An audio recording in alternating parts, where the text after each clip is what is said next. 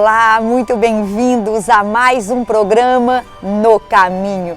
E hoje, queridos, com direito a dormida no aeroporto. Sim, era voo noturno, muitas horas de escala, então estamos aqui no aeroporto, mochilão nas costas, um cafezinho para ficar à noite acordado. E vamos aí, pé na estrada, porque daqui a pouco nós chegaremos em Roma e vamos mostrar a cidade eterna para você. Vem com a gente!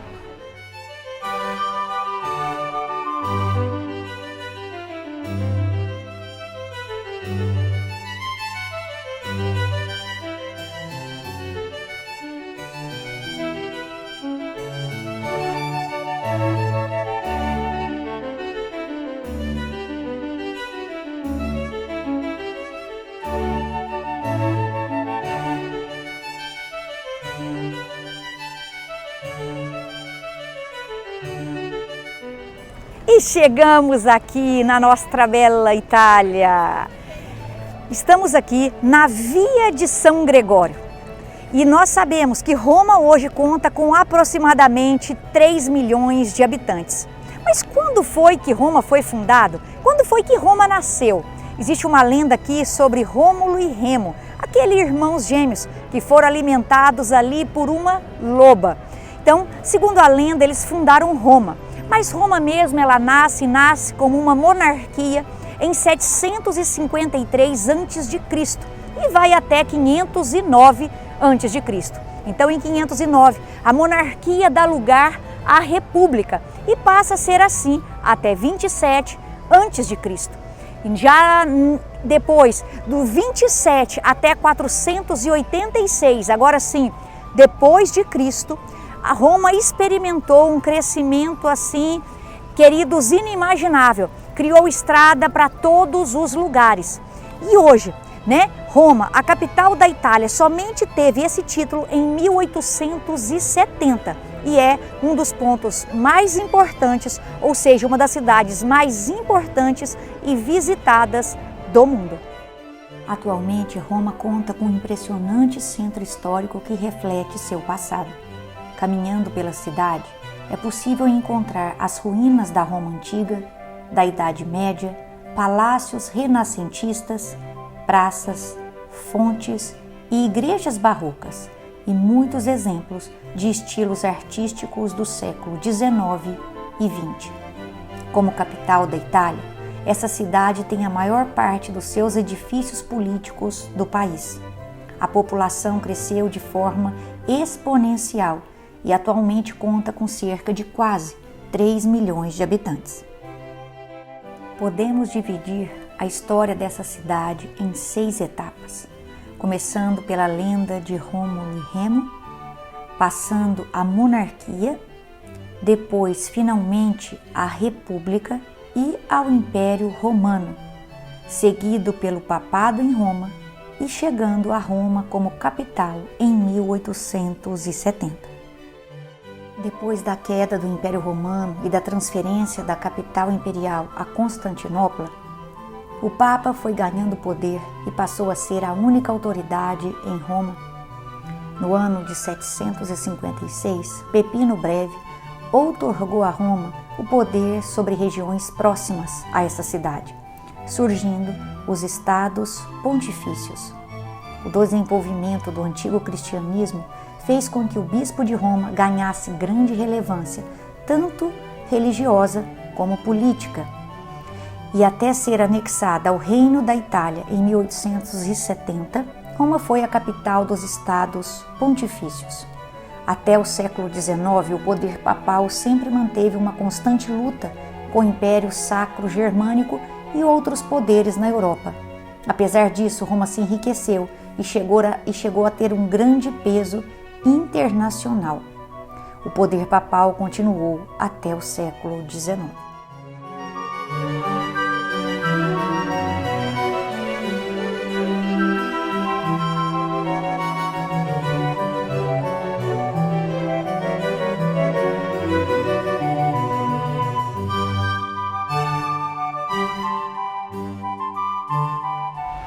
Gente, estamos no centro histórico da cidade e ao meu fundo você já deve imaginar, é o famoso Coliseu.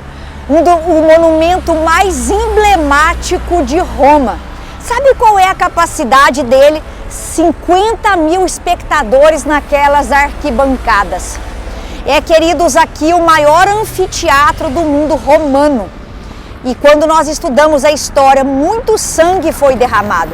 Você é cristão e sabe que muitos cristãos foram martirizados nesse local, mas também muitos que vinham aqui lutar, eram os gladiadores, e o sangue era derramado na arena. Hoje a gente vê e não tem como não se emocionar olhando para um lugar como esse e sabendo que foi palco de diversão para uns, enquanto outros ali perdiam as suas vidas. E nós sabemos que durante o governo de Domiciano, esse imperador aí cruelíssimo, que subiu ao trono em 81 depois de Cristo, ele fez atrocidades com os cristãos, inclusive nessa arena.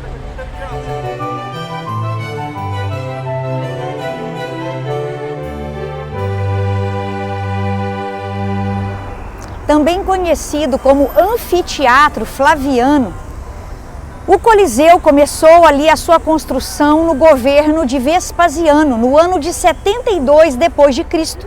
E as suas obras foram concluídas apenas no ano 80, ali pelo seu sucessor Tito, e logo em seguida Domiciano, que fez algumas alterações aqui na construção.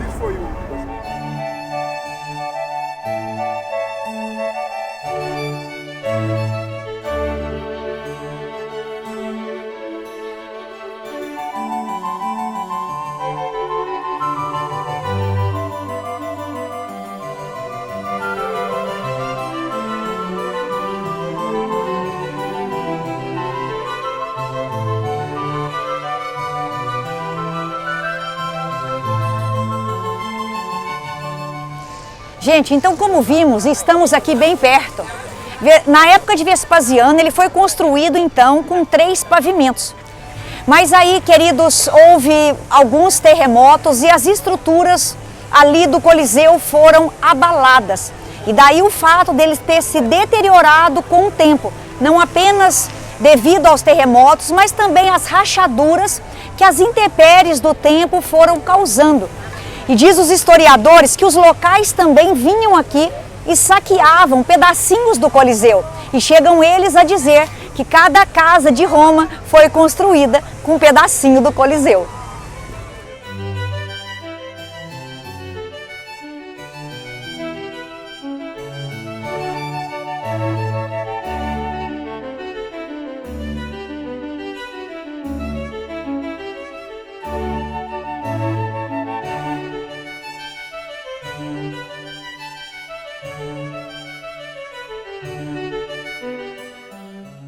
O Fórum Romano, localizado no centro de Roma, é uma praça retangular, circuncidado pelas ruínas de várias construções públicas de grande importância cultural. O principal centro comercial da Roma imperial. Foi durante os séculos o centro da vida pública romana, o local de cerimônias triunfais e de eleições, o local onde se realizavam discursos públicos, os processos criminais, os confrontos entre gladiadores e o centro dos assuntos comerciais. O coração da Roma antiga foi considerado o ponto de encontro mais conhecido do mundo em toda a história. A maioria das estruturas arquitetônicas mais importantes da antiga cidade foram encontradas no fórum ou perto deste.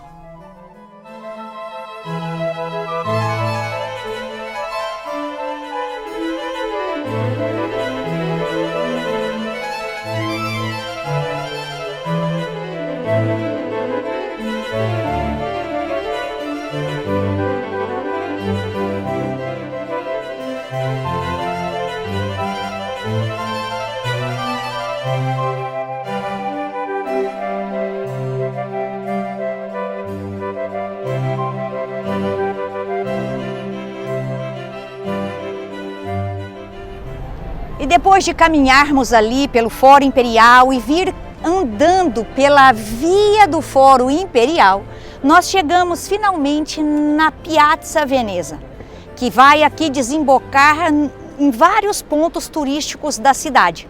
Entre eles, o famoso Palácio de Mármore Branco, uma atração belíssima e muito visitada, que foi dedicada ao primeiro rei da Itália, Vítor Emanuel II, que aliás é o nome ali do palácio, Vítor Emanuel II. Também nesse local nós encontramos um elevador panorâmico, encontramos o Arco de Trajano, muitas gelaterias, famoso sorvete aí italiano e muito mais. Vem!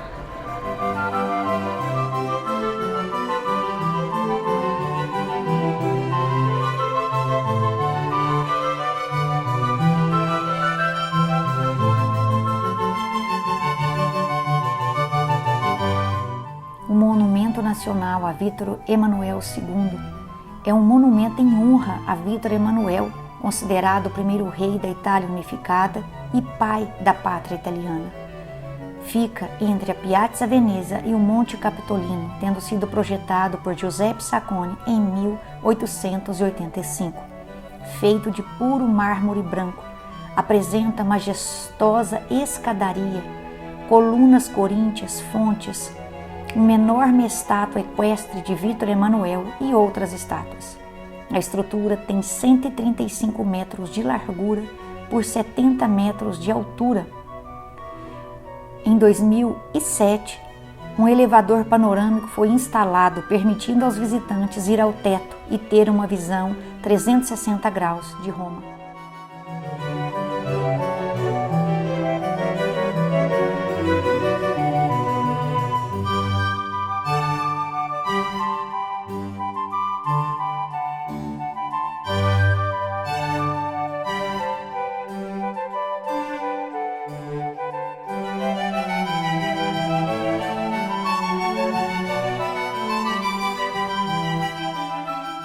Dentre os principais patrimônios que caracterizam a Itália, além das suas, claro, belezas paisagísticas e artísticas, está a sua gastronomia.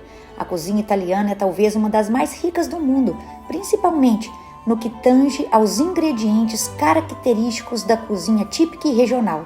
E isso é consequência dos vários povos que passaram pela Península Itálica através dos séculos e lá deixaram sua marca com a introdução de novos elementos e alguns pratos hoje apreciados em todo o mundo.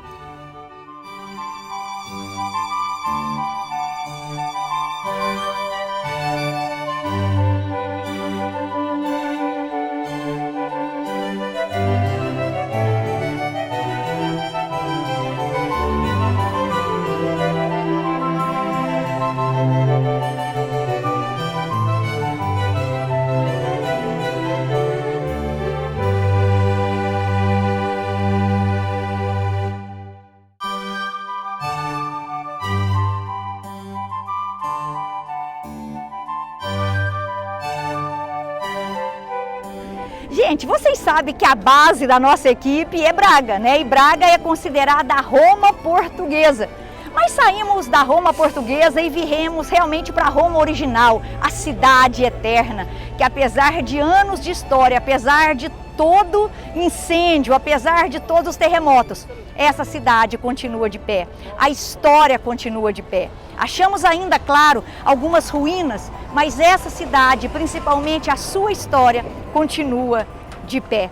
E aí, queridos, eu preciso lembrar com você aquela noite fadídica, aquela noite tão triste do dia 18 de julho de 64 depois de Cristo, quando Nero, enlouquecido, manda colocar fogo em Roma. E aí, queridos, vem um vento sul que ajuda a espalhar o vento rapidamente e 10 dos 14 bairros pegam fogo. E aí, esses bairros que continuaram de pé era justamente o bairro dos cristãos. Nero tinha aí um álibi, né? Porque ele não foi muito aceito nesse seu ato de colocar fogo em Roma. Então ele acha um álibi e coloca a culpa do incêndio da cidade nos cristãos. Então desencadeia-se uma severa perseguição contra os nossos irmãos da fé.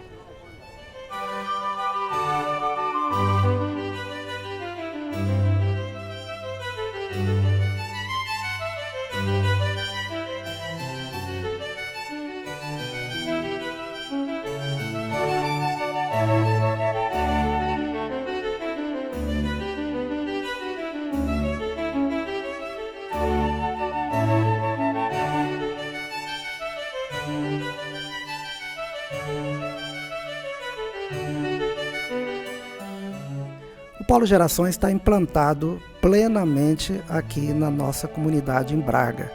Nós já temos aqui no distrito de Braga cerca de 10 conselheiros treinados.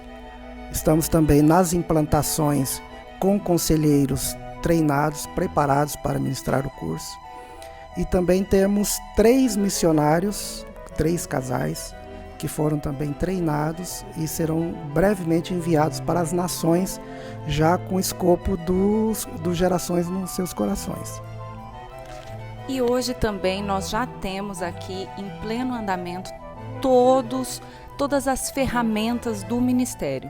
Nós temos desde o Começando Certo, curso de noivos, nós estamos com a turma de bem casados, mulheres, já estamos abrindo as inscrições para a turma de homens. Então, assim, nós temos tanto presencial quanto online. O Pais e Filhos, por exemplo, é um modelo que nós temos online, que é uma demanda aqui, já que muitos pais estão muitas vezes em outro país trabalhando. Então, durante a semana, a gente faz um momento online, onde toda a família comparece para estar juntos em treinamento. Que bênção, tá vendo? Você, pastor, você que está aí à frente de uma lagoinha, é uma bênção esse ministério para a igreja, porque ele atende desde o Kids até a terceira idade e faz com que os ministérios se comuniquem, não é isso, pastora? Perfeito. Nós temos buscado quebrar, não é, esse paradigma entre os ministérios, né, esse quadrado, e trazer uma integração. Nós temos sempre trabalhado juntos. Por exemplo, no domingo, enquanto nós estamos com a turma de bem casados, os pais estão lá sendo ministrados, os adolescentes e jovens têm cuidado dos filhos, das crianças, para que tenha essa integração e esse diálogo departamental. Que bênção, olha só, funciona aqui, né? Na nossa igreja, eu tenho certeza que vai funcionar aí. E queridos, está vindo um evento muito importante, dia 21. Eu vou pedir o pastor Herbert para poder falar um pouquinho desse evento, o nome dele. E é um evento de grande importância, o tema muito pertinente para os dias de hoje. Fala um pouquinho para a gente, pastor.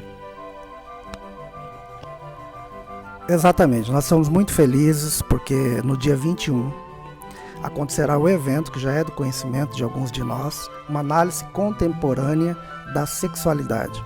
Esse evento é um evento global, né, que será ministrado a partir da matriz, mas nós aqui na nossa comunidade vamos nos reunir, os líderes de GCs que têm liderança no que tange a família, e vamos estar no templo, todos nós, no período da ministração dessa capacitação.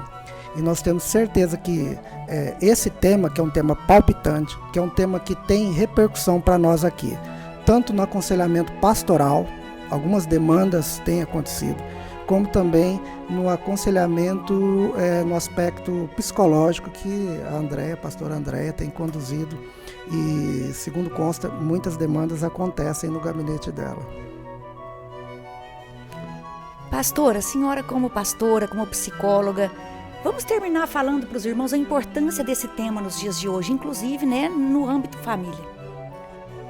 Isso, uma coisa que a gente tem que estar muito atento enquanto igreja é que o fato de não muitas vezes conhecermos alguns temas nos exclui enquanto responsabilidade. Nós, pelo contrário, precisamos, enquanto igreja, conhecer temas atuais e falar sobre eles com os nossos jovens e adolescentes. Inclusive, muitos chegam para mim e perguntam: pastora, doutora, o que você acha? E eu sempre brinco com eles e falo: eu não acho nada. Vamos ver o que a Bíblia tem para nos dizer a respeito desse tema. E quanto família, igreja, líderes ministeriais, nós precisamos conhecer o que a Bíblia diz a respeito desse tema. O que a nossa igreja pensa e está trabalhando a respeito desse tema. Então, esse momento é um momento indispensável para você, líder de departamento, você que trabalha com o Ministério de Família e conselheiros de gerações, para estar em treinamento, para entendermos um pouco mais sobre essa demanda tão vigente nos dias atuais. Amém. Então fica aí a divulgação desse evento tão importante do Lagoinha Gerações, que vai acontecer no dia 21, uma análise da sexualidade na contemporaneidade, não é isso? Obrigada, pastores, Deus abençoe vocês, obrigada pelo lindo trabalho. Continue aí conosco no programa No Caminho.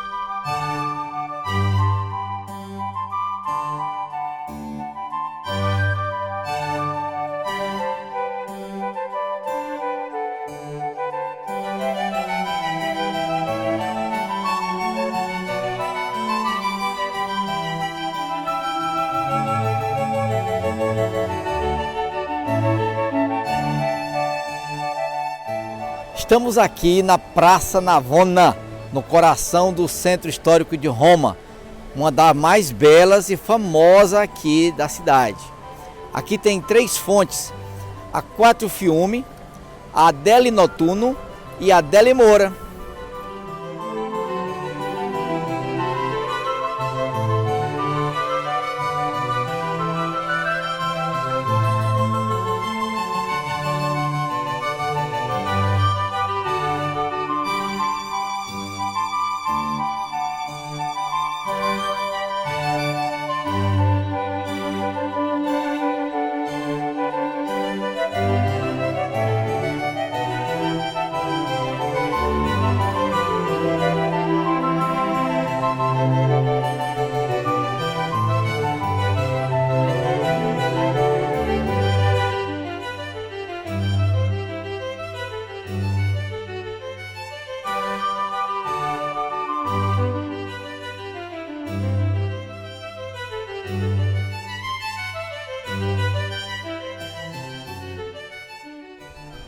Panteão Agripa ou Panteão de Roma. Estamos bem em frente a ele, uma das obras arquitetônicas mais bem preservadas da capital italiana. Ele foi construído no ano de 126 d.C., durante o governo do imperador Adriano, mas no IV século ele foi doado para o Papa Bonifácio, o qual o transformou numa igreja.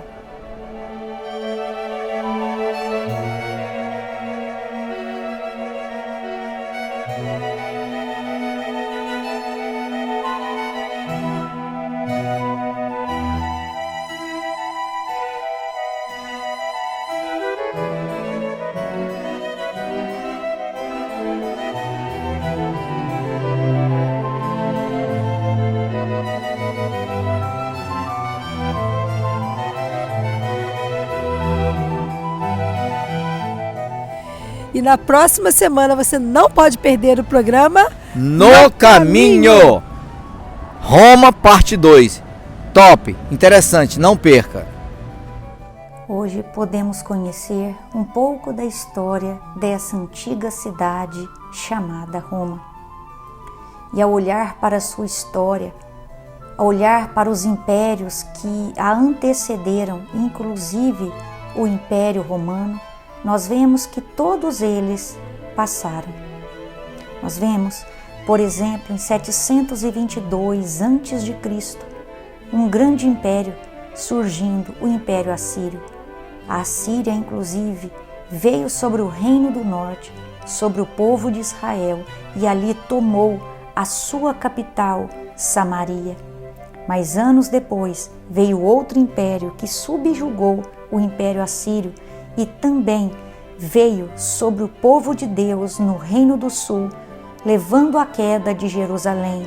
Estou falando do Império Babilônico, que 586 surge como uma potência. Mas apenas alguns anos depois, esse império também cai, vindo o Império Medo-Persa, vindo o Império Grego e finalmente o Império Romano, que vem em 27 a.C. até 476 d.C.